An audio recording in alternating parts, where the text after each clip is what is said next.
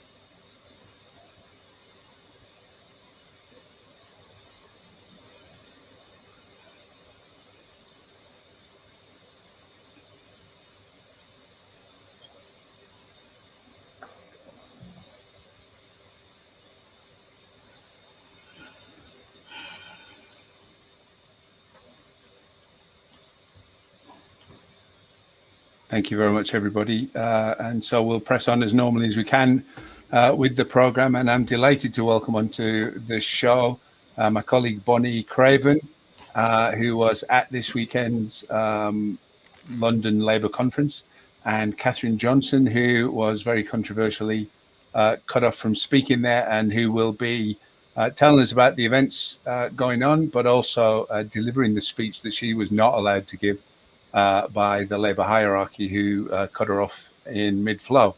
And just to recap on that, I mean, it was there were some points of controversy during the conference. At least one person was kicked off from the Zoom meeting for speaking critically of Keir Starmer. We saw quite a lot of people either kicked out of the Zoom meeting or denied entry to it because they had pro-Corbyn or pro-Corbyn messages up behind them, or demands for the Ford report into the racist and sabotaging conduct of various former Labour officials. And then it culminated with, originally, Kathryn, you were muted, I understand, and then when the platform agreed that you were going to continue your speech, the Labour regional officials simply pulled the plug on the conference and ended it summarily without any explanation. So, it looks like part of the big war on democracy and on Labour members by the party. Well, I hesitate to use the word leadership, but let's go with it for now. But give us your take on what went on across the weekend, and also, Bonnie, I'll let you kind of shepherd this part of the discussion because you were there, and as a Northerner, I wasn't.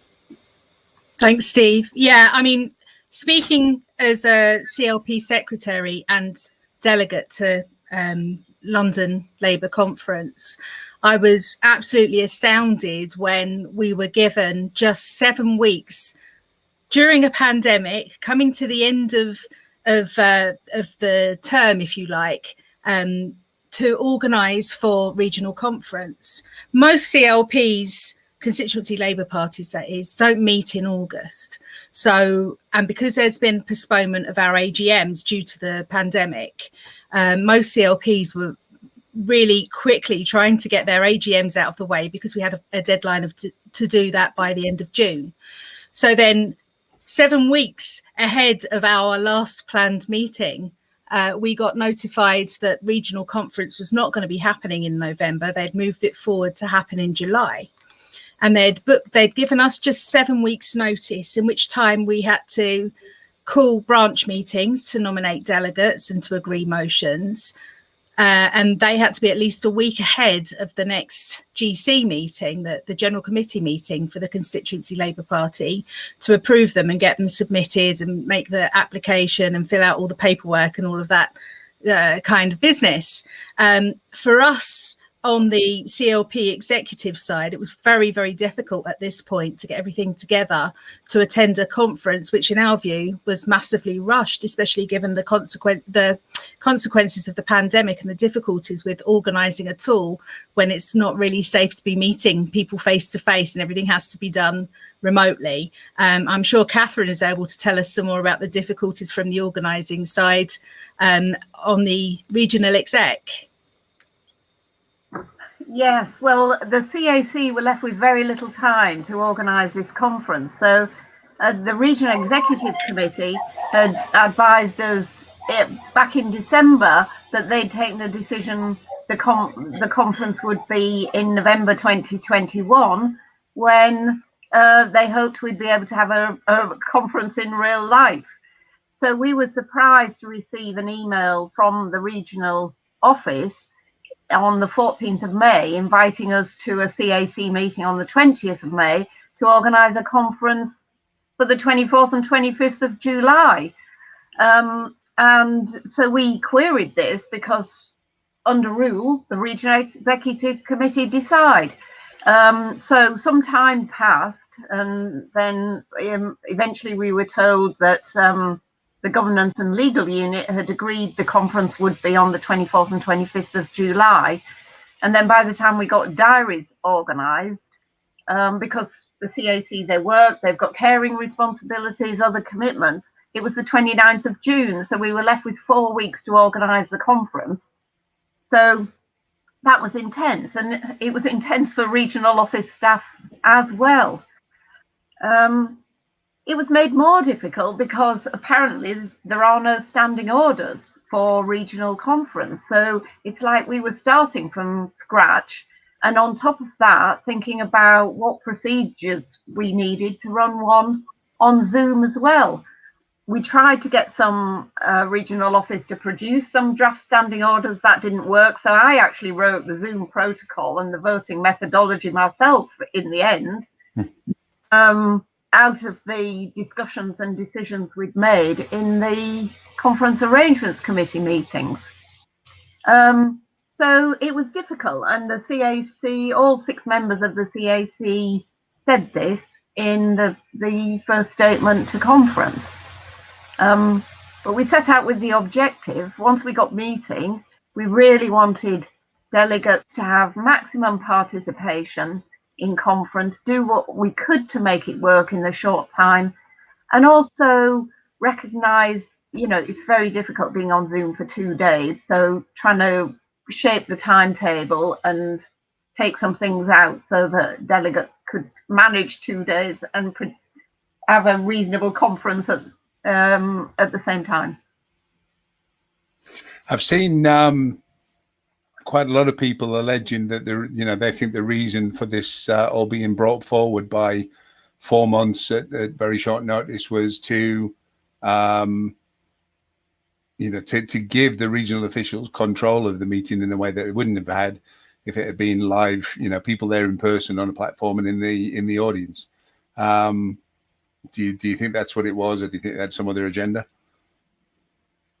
Well, the general consensus seems to be that the right way, let's face it, we're in a quite deeply divided party between left and right. The CAC recognised that in terms of scrutineers, we look for 2 from the left, 2 from the right to make sure that whatever happened in the elections, people would be happy that it's being conducted fairly. So the many people have said to me that they think it was so that the right wing of the party would have control of the Regional Executive Committee, therefore of the appeals committees on the councillor selections for those wanting to stand in 2022. And we've seen Carol Madden here. She's commented on the programme, in case anybody tried to claim that it was, technical issues that caused it all to be cut off. The YouTube live feed, which was up and successfully uploaded, was supposed to be available to members for a month. She says was taken down shortly after the meeting to hide the evidence of what they've done as well. So I mean, it doesn't seem to be any room for doubt that it was an intentional action to actually cut you off in mid-flow. So. Well, I think initially they wanted to leave it up for a week, so I argued for a month on the grounds, people are going on holiday, so time to watch it would be a good thing. I thought they might at least put the rest of conference up, even if they cut me off the end. Probably would have taken them a bit long to do the editing, and they wanted rid of the evidence, I suspect. But and the other thing I'll just kind of raise now, so hopefully you can just put that to bed. But we saw what looked like a quite concerted campaign by, well, presumably supporters of Keir Starmer to claim that the cut-off had been done because you were libeling libeling somebody in the course of your speech, which I'm told by a lot more people is nonsense. But give us your take on that as well, please. Oh, well, I'm not libeling anybody. I'm talking about, just democratic issues about in the party and what I think members ought to be able to talk about. Ironic, in the speech on democratic issues gets cut off anti-democratically, really. So for those who are planning to stick with us when we get to the end of this section of the discussion, Kathryn's going to be delivering that speech, as she would have done had she been allowed to at the London conference. So the party will fail in gagging her and hopefully get a much wider audience for the whole thing as well than would have been the case if it had just been the actual delegates listening on the Zoom conference. So Bonnie, over to you again. Where do you want to take it from here? Well, I mean, to be honest with you, we're supposed to be a democratic socialist party, and the silencing of people speaking openly about their concerns and their opinions on what's being done by people at the top of the party is a complete stamping down on those things. We need transparency as members. Other conferences are live broadcast over the BBC and are live streamed on YouTube, and they were advising us throughout the conference it will all be available on our YouTube channel, as Kathryn referenced, for a month. Now, I would say that probably that ought to stay up until the next regional conference, but it removes any sort of sense of trust of members in the party, regardless of whether they were delegates or not. I think that our members across the rest of the country ought to have been able to, should they choose, look in to see what's happened in London, because there's a lot of distrust about what happens in London politically versus what happens elsewhere in the country, in Liverpool, Steve, or in Scotland or in Wales or whatever. In the interest of transparency, to see what ordinary members are doing and to build solidarity, that conference ought to have been available on the YouTube channel. No ifs or buts. But then there were also problems as well during the conference on voting. There were a lot of motions that were accepted to go through, accepted by the CAC. And for some reason or another, and I'd like to say it really wasn't the fault of the chairs, it was a fault of regional staff. When my CLP's motion, which was a very important one about the sell-off of NHS land, when we got to that, it was the fourth NHS motion that was being discussed and debated. The chair was told she had to stop the debate and we wouldn't get our motion heard, which is completely unacceptable. People have read the agenda, they've read the motions, and they voted in certain ways on the other NHS motion. So it'd be completely undemocratic to disallow that happening. So in trying to raise that problem, because we were conducting it virtually, putting your hand up didn't necessarily get seen. It's unrealistic to expect. There were about 300 delegates at the meeting. It would be unrealistic really to expect anybody to manage that. But because we weren't physically meeting, the avenues to call a point of order, which is what myself and our other delegates did, it had to go through the chat function, which was almost one-way traffic. We were trying to get information through. We had no idea if the organisers of conference were seeing that we were demanding a point of order. And it just was pretty much being used as a signal group for the organisers, for region, to put links to things in the chat or whatever, and it wasn't used as a method for us to call out when there was an issue or a problem. Questions to the guest speakers on the Saturday and the Sunday had to be pre-submitted when you were logging into the conference. And on the first day we had Sadiq Khan talking as the mayor, recently re-elected mayor. On the second day, Angela Rayner was the headline guest. And everyone I know who was a delegate submitted questions for those. And for reasons of time, maybe, those questions were, many of them weren't addressed at all, not even in the same sort of theme. As I say, I'll stress again, nothing to do with the chairs of particular sessions. This, I believe, was the actions of Region, and it spoke to a bigger political aim, in my view.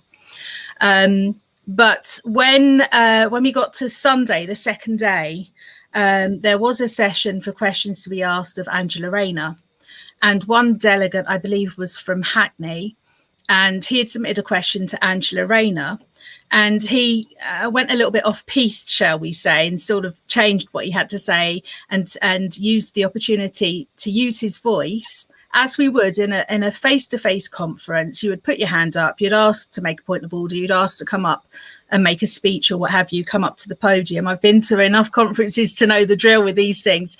But there's no way to do that. You kind of locked out in a virtual meeting. So he finally had a chance to have his voice heard, and was critical of the current leadership, and he was kicked out of conference. The people with the reinstate Jeremy pictures and slogans trying to get let's get some politics into our internal workings, were kicked out. There were people, as you mentioned earlier, asking for the Ford report to be published. And, we had no way of raising our voice as delegates. Again, I'll stress again, this is not the fault of the elected CAC or the hosts of any of the chairs of any of the sessions. This was organised by Region. So that was really bad. But when we finally got towards the end, there were a few issues, throughout the weekend where we had motions, people would propose them and second them.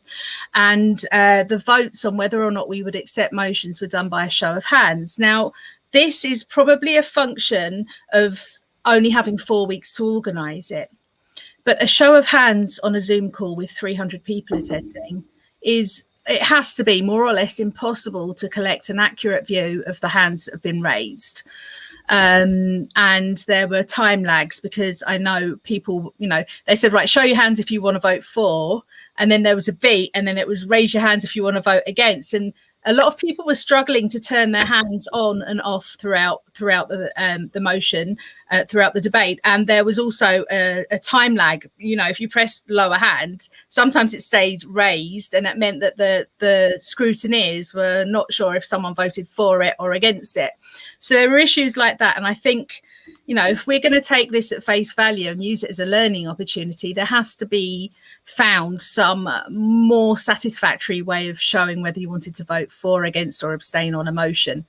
Again, this was as a result of the pressure that was put on people like Kathryn on the CAC to establish the protocols for how we were going to manage this meeting.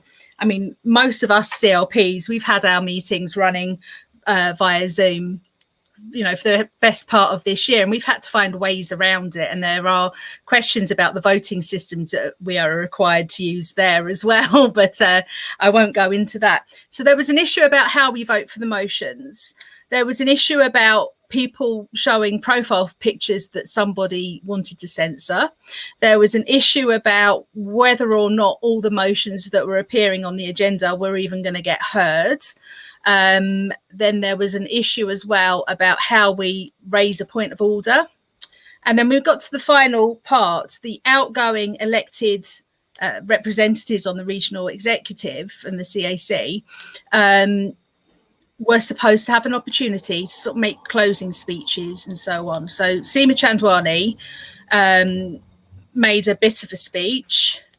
And then she went to Kathryn, who was going to deliver her sort of farewell speech and what have you. And the idea was that Seema was due to close conference at the end of Sunday with a thank you very much, thanks for your support, that kind of thing, to wrap up conference. But somebody who had their finger on the mute and unmute button in region didn't seem to particularly like what Kathryn had to say.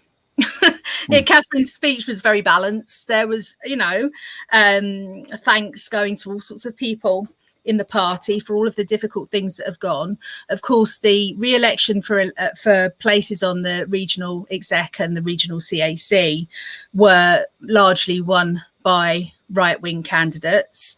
But the majority of motions which all got passed were actually fairly good socialist motions. So, I'll take, that we had some victories. It wasn't a complete loss for us, but I believe that if the conference had happened when it was supposed to have happened, we would have been able to organise better to secure the right people to be elected onto the organising bodies.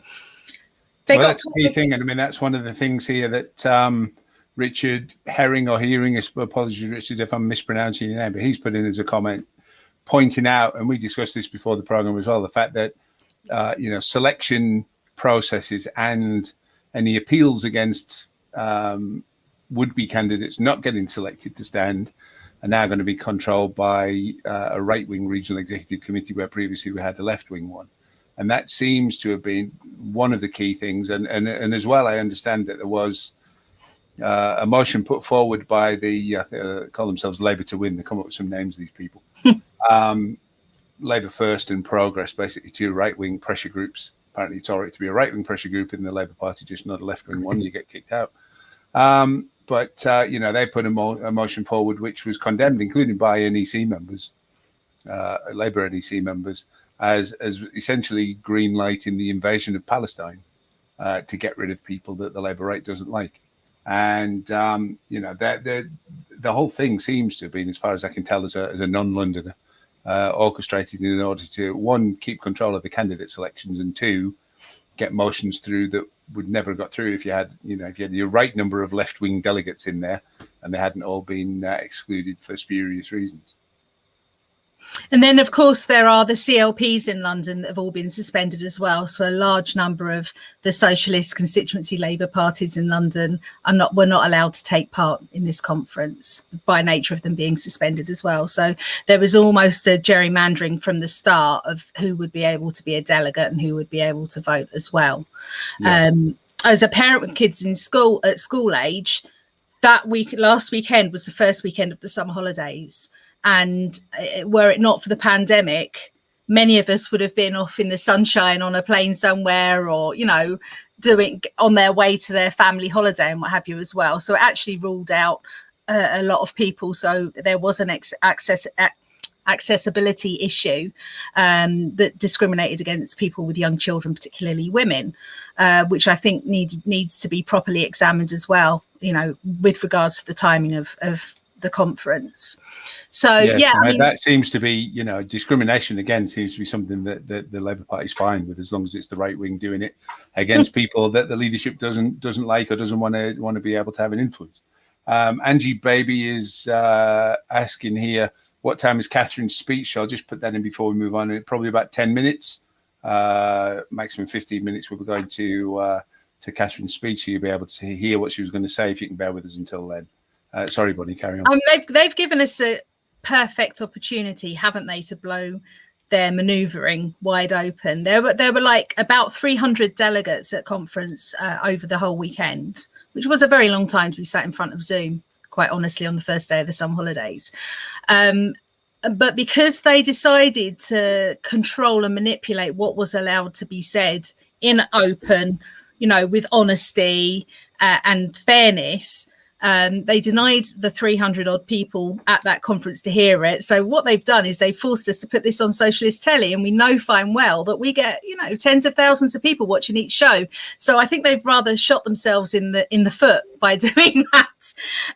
Now the votes were held on Zoom, and there is actually a polling function on Zoom. It would have been, I would have thought, possible. This is something that I was talking with Kathryn about during conference, but they didn't have time to explore options and what have you. A non-voter can be a bit difficult. I saw someone asked about why didn't we use a non-voter. Well, there are ethical issues with a non-voter for starters, but also there's timing issues with, you know, someone's got to send those out, and the delegates entitled to vote have to get an email and send it back, and it takes a lot of time to do it that way. But shall I say a bit about this? Because please do.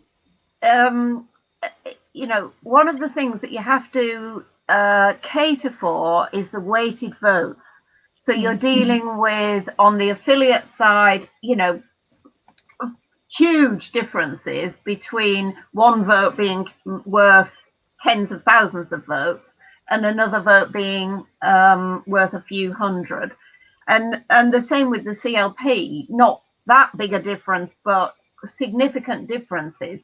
So a non-voter doesn't work. We divided. If we'd have been able to agree that all delegates could have their vote, then the number of delegates there for each CLP could have been allocated the proportion of their delegates' vote, and we'd have known how much they were worth for the elections. For the motions, people putting their hands up and different people having much more weight than other people, it is a bit like in conference, really. And actually it's not too bad, because the host can see how many people have got their hand up. They don't have to count them. We had a bit of trouble when one of our chairs was speeding through the votes, and the regional staff who were managing conference, who I have to say did very well and sat there 2 solid days watching every minute, putting the clock on every time there's a new speaker. They, you couldn't fault their diligence in being there. So the trouble was, when if you went too fast through the votes, they'd take the hands down. People would then be pressing them to take them down, and they were going back up and all this. So we did get that a bit more sorted out, and get chairs to slow down a bit, so it was clear. People were voting for, CLP for, clear the hands, CLP is against. But we had to get that under control. And of course, if people felt unhappy with the calling of the vote, they could call a card vote, and there were 3 card votes, all of which were carried, which was the same result as the estimate by hands in any case. So it didn't work too badly. But the points you were making about the communication was quite difficult for the CAC as well. So you were saying it's hard for you to know what you're trying to say. And if you're writing a point of order in chat, is there somebody there looking at it? Has anybody got it?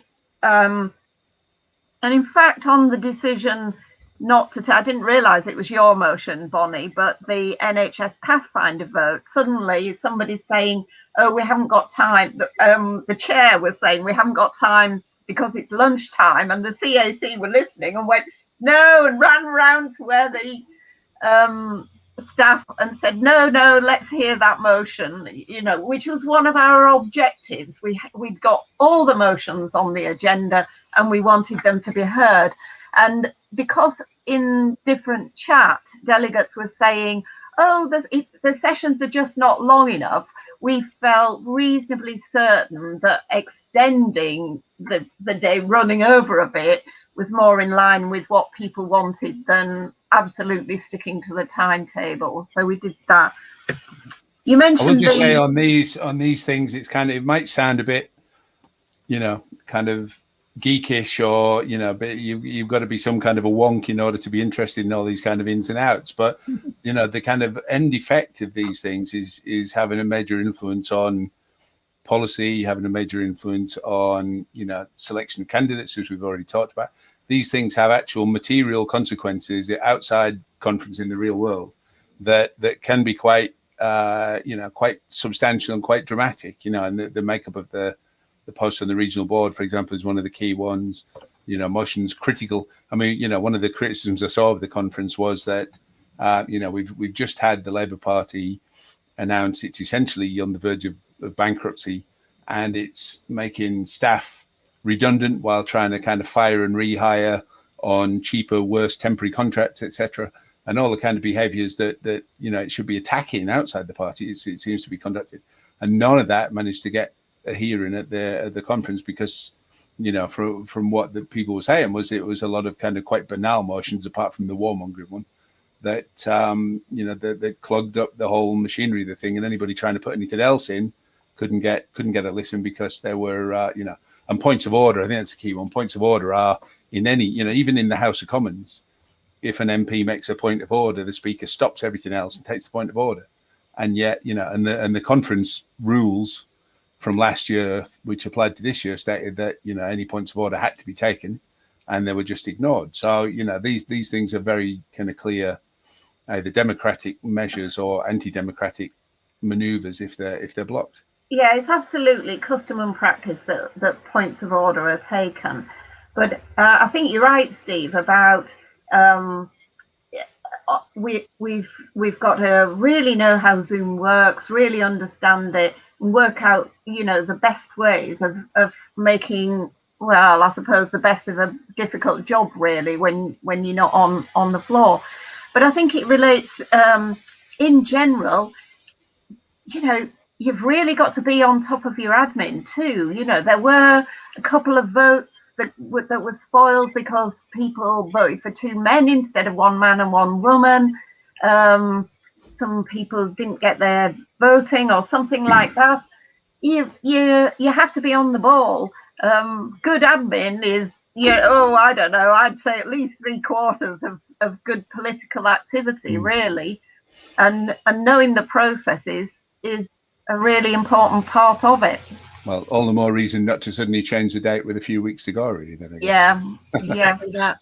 Yeah. So, just on is there the protest, just on the, you know, people putting notes up on screen, points they want to get across. I mean, the CA, so I didn't deal that, but with a member of the CAC spotted what was happening and got people back into the conference because, you know, really, the view of the CAC was, you know, so what? These are issues that are important in the party. So what if people put a sign up to let people know what they're thinking? You know, is it really a big deal?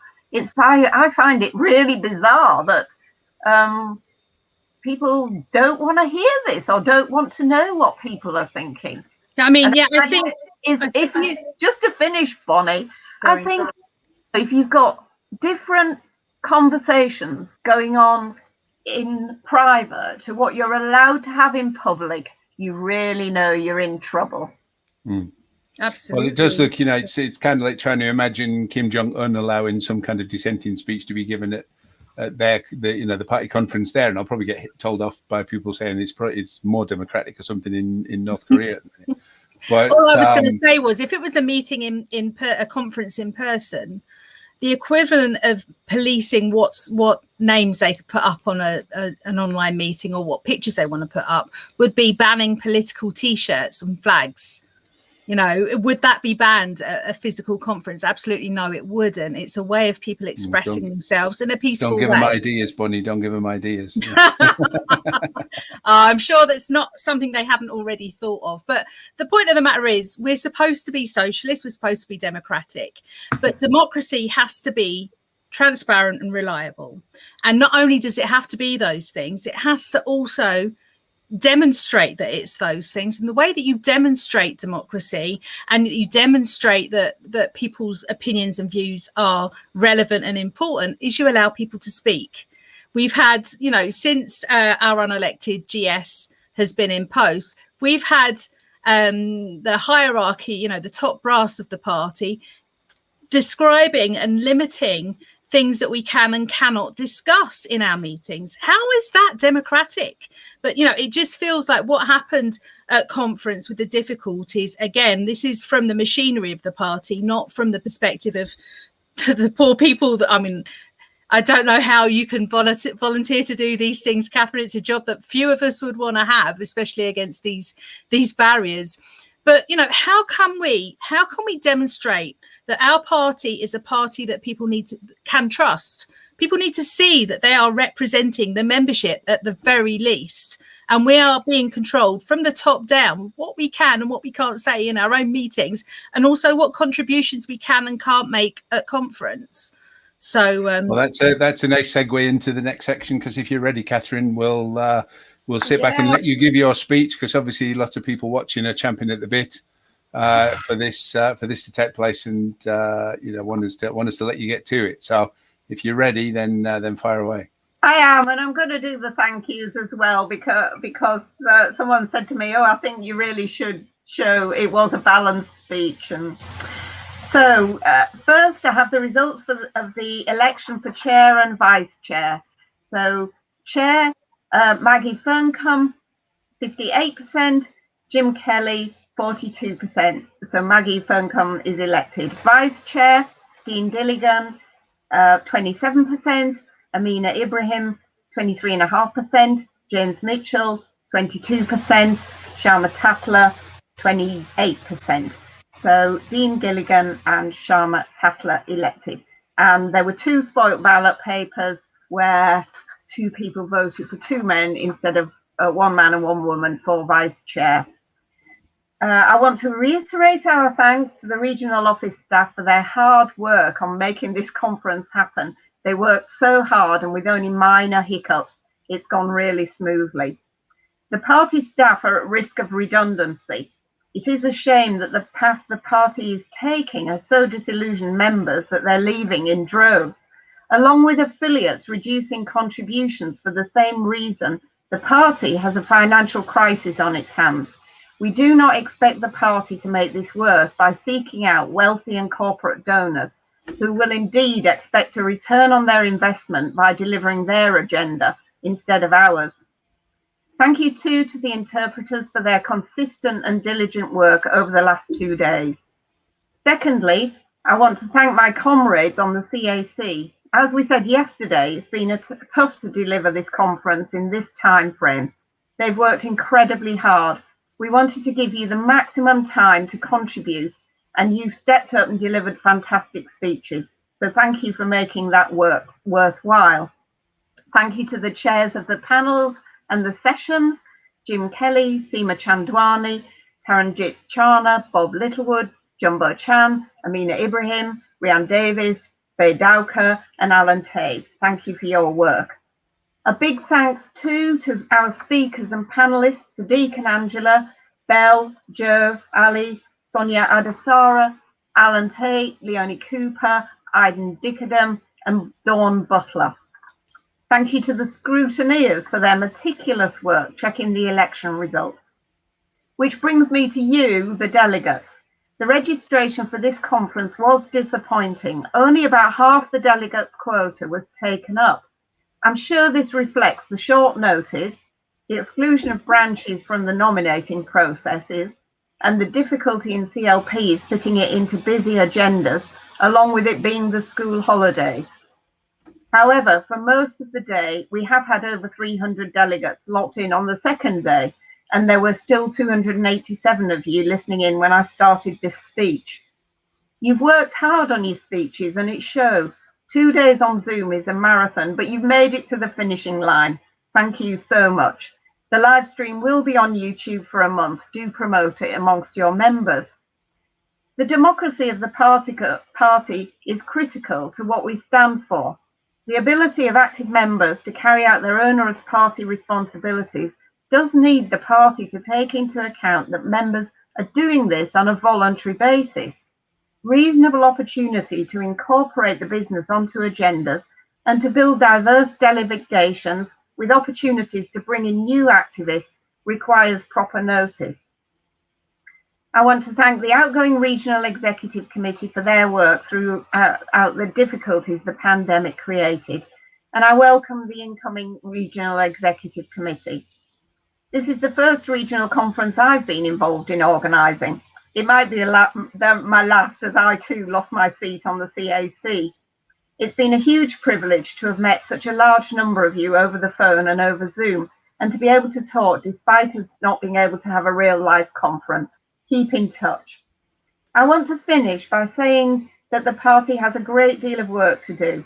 It is clear citizens no longer know what the Labour Party stands for in many areas of the country.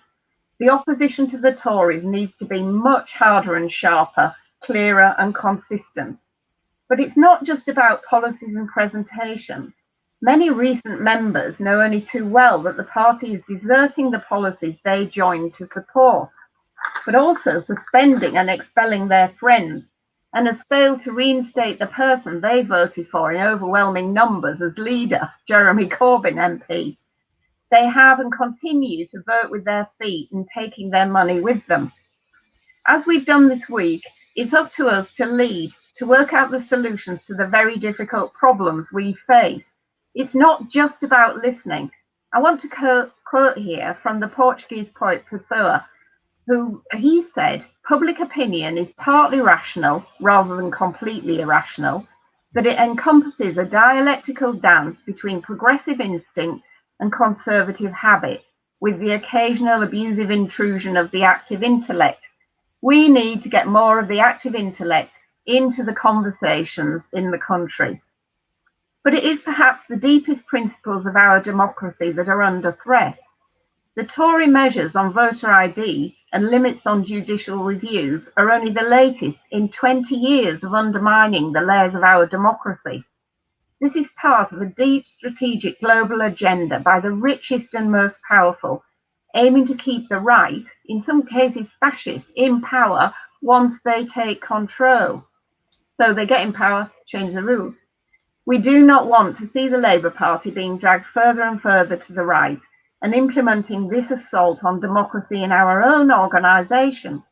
To see the Labour Party to be prescribing Labour groups, gagging its own members and party units, and preventing discussion on our own affairs leaves people, and not just members, astonished. And I interjected here to say the neighbour I met on my way back from holiday, who I've been trying to recruit, he goes, Kathryn, how are you? What are the Labour doing? Kicking people out.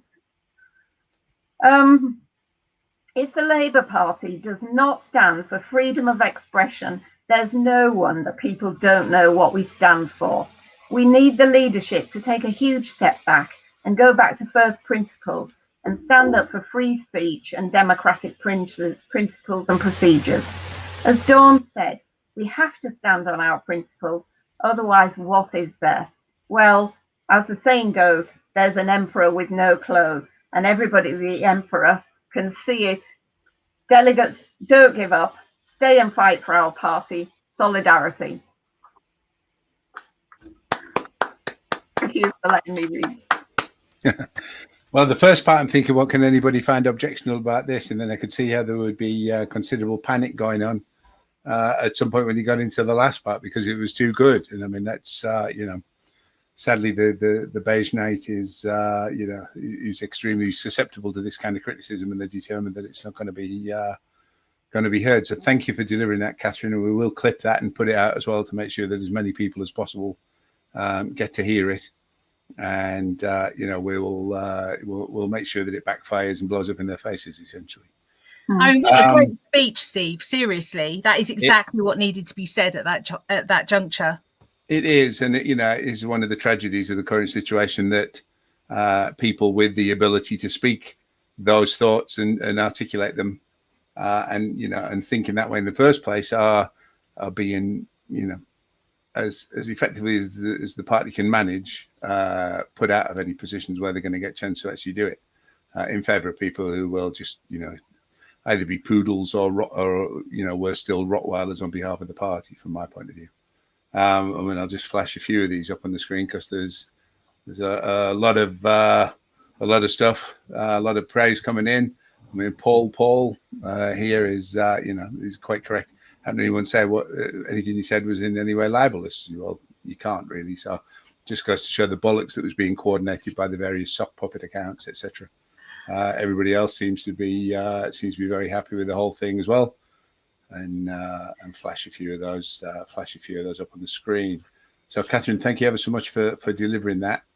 Can I just come in? Partway yeah, through Kathryn's speech, her mic was muted by somebody working for Region.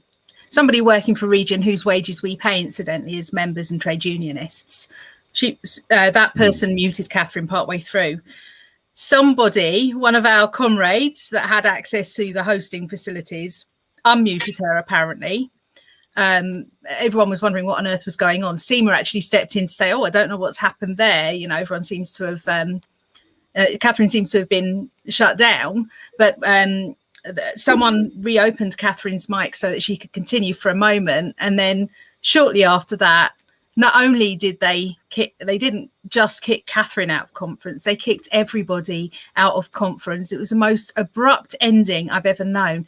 And the usual protocol would be for Seema Chandwani, who was stepping down from her post, to close conference. So not only did we not hear Kathryn's speech, the outgoing volunteer, not making money for this, who had spent an awful lot of time working to make everything happen alongside Kathryn, was denied her opportunity to say thank you very much and thanks for coming to conference and thanks for letting me help you. I was completely unbelievable. Completely. Every one of us were watching our computers and all of a sudden the screen just went. There was no explanation given. There was no card. There was no statement from anybody. It just ended, and we've been sat there for 2 whole days participating or trying to participate in our party's democracy. It's not good enough. Yeah, well, you can see why they wouldn't want that staying up on YouTube, really, can't you? So, question what a shame from, we got it there instead. Question here from Wanda saying, can we have a written version to post on Facebook? So, are you happy to provide that, Kathryn, after the show, and we'll publish that so people can share it around if they want to? Yeah, I mean, well, the leadership shouldn't be surprising we're saying this. You know, it is a fundamental principle of democracy. The Labour Party has stood up for that for more than a century. For members to be saying, you know, we need to be seen to be being democratic in our own party shouldn't be more than they can bear. Thank you ever so much for that. We now move on to the final and saddest part of the program. Thank you. Thank you so much, Kathryn. Thank you so much. You're welcome to stay with us, Kathryn, if you want to for this. We're just going to show a short video. Those who, you know, there probably aren't too many watching now who aren't aware of it, but our dear friend and highly esteemed colleague, Professor Kailash Chand, Vice Chair, former Deputy Chair of the British Medical Association, frequent face on various media channels defending the NHS and talking about the effects of Tory government on the NHS, passed away suddenly yesterday, to a huge shock to all who loved him, including us here on Socialist Telly. And we were supposed to run this show last night, and we were also kind of shattered by it, really, that we had to postpone. We did prepare a video on behalf of the Ordinary Left group that went out late last night, just in tribute, and we're going to show that in a minute. But I will say, you know, we've had the likes of Jeremy Corbyn, we've had John McDonnell, we've had, you know, leading lights in the medical field. We've had the Mayor of Greater Manchester, Andy Burnham. We've had all sorts of people, you know, flooding Twitter with tributes to the great man who's sadly left us in the past 24 hours. And, you know, and that has been, you know, heartwarming and heartbreaking in equal measure, really. We want to give our condolences to his family. We know that they've seen some of the stuff that we've put out, and they're utterly bereft, as you would expect. But we wanted to give the last word on the issue, really, to Kailash himself, because he was such an outspoken and fearless defender of the NHS. And so we put together a little 2-minute video, 2 minutes 20, to fit it on Twitter, of some of the more recent things that he said about the NHS and about the Tory government's treatment of it. So if you will bear with us, please, then we'll bring that up on the screen. and we'll run that out and then finish shortly afterwards. So thank you, and please watch carefully and do share this.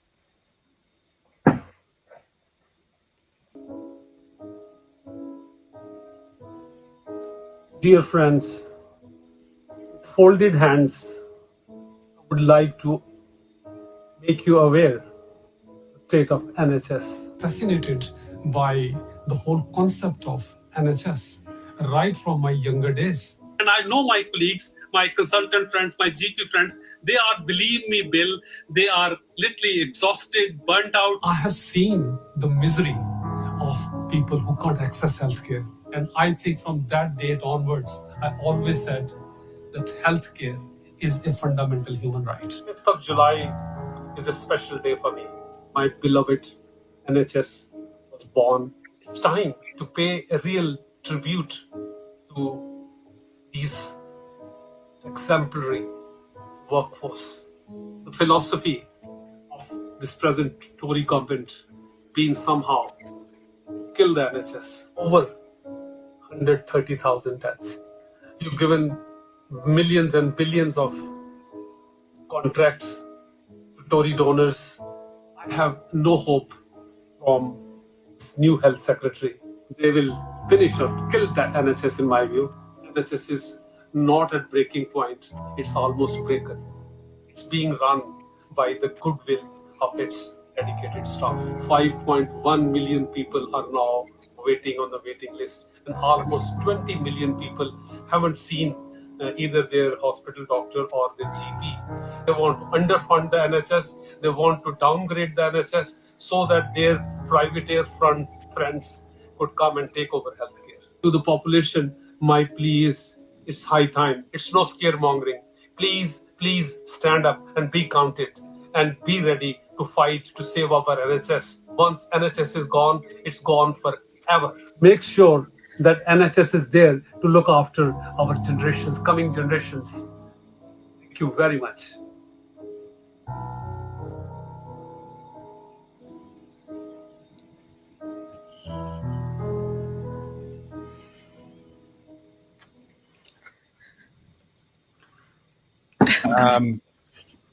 That was our friend Kailash Chand, and we've lost one of the best human beings we've known, but his words need to be heard, and his passion for something that is the nation's greatest treasure needs to be heard.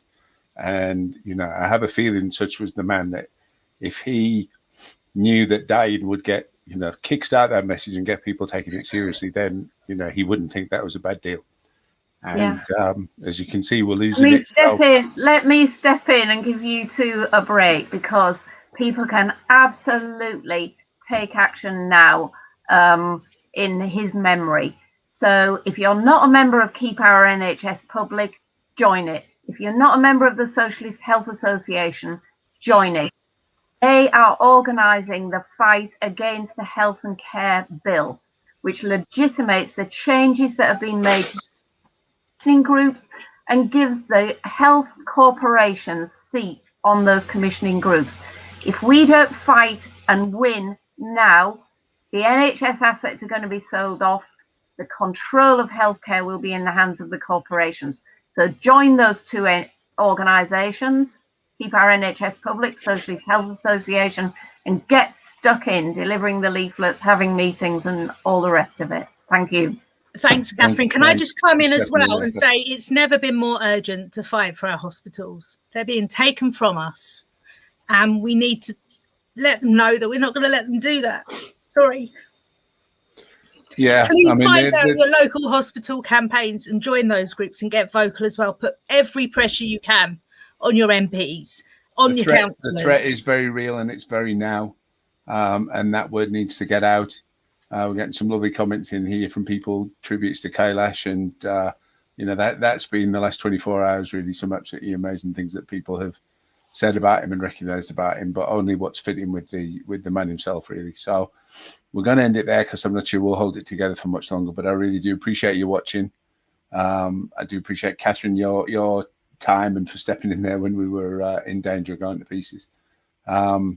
And do share this, do make sure that everybody gets to see you know, what's going on in the Labour Party, but also what's needed in the NHS, and tune into the further programming coming through this week from Socialist Telly, and you know, the obligatory request, do your thing on the socials to make sure that you keep up with what we put out.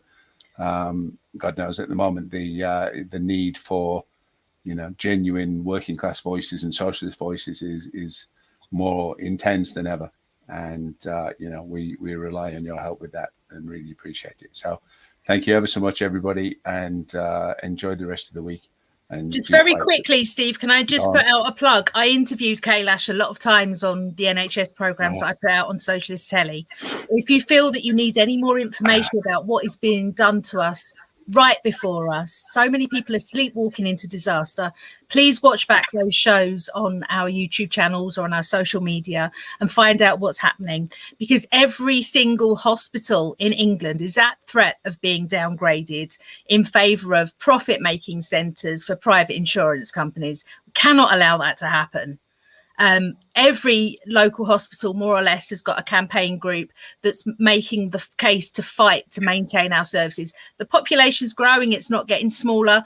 We're at a time of pandemic, we're losing hundreds of thousands of people that needn't have died because of the deliberate destruction of our most valued asset, the NHS.